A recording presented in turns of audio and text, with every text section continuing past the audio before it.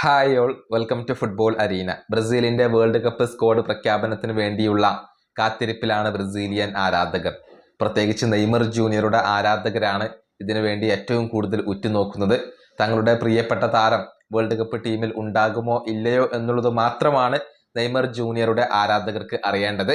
ഏതായാലും world cup squad പ്രഖ്യാപനവുമായി ബന്ധപ്പെട്ടുകൊണ്ടുള്ള കൂടുതൽ വിശദ വിവരങ്ങൾ നമുക്കിപ്പോൾ ലഭിച്ചിട്ടുണ്ട്. അതായത് മെയ് 18-ാം തീയതിയാണ് ആഞ്ചലോട്ടി വേൾഡ് കപ്പ് സ്ക്വാഡ് പ്രഖ്യാപിക്കുക. അത് നേരത്തെ പുറത്തേക്ക് വന്ന ഒരു കാര്യമാണ്. 26 താരങ്ങൾ ഉള്ള ഒരു സ്ക്വാഡ് ആയിരിക്കും കാർലോ ആഞ്ചലോട്ടി പ്രഖ്യാപിക്കുക.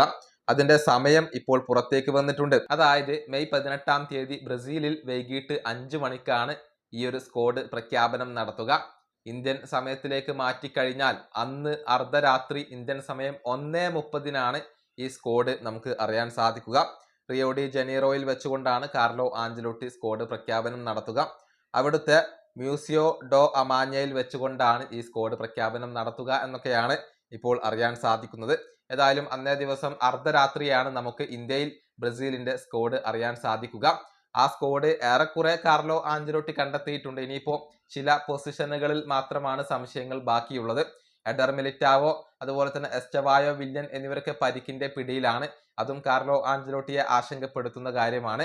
ഏതായാലും നെയ്മർ ജൂനിയർ ഉണ്ടാകുമോ എന്നുള്ളതാണ് ആരാധകർ ഏറ്റവും കൂടുതൽ ഉറ്റുനോക്കുന്ന കാര്യം. ഈ വീഡിയോ അവസാനിപ്പിക്കുന്നു. അടുത്തൊരു വീഡിയോയിൽ കാണാം.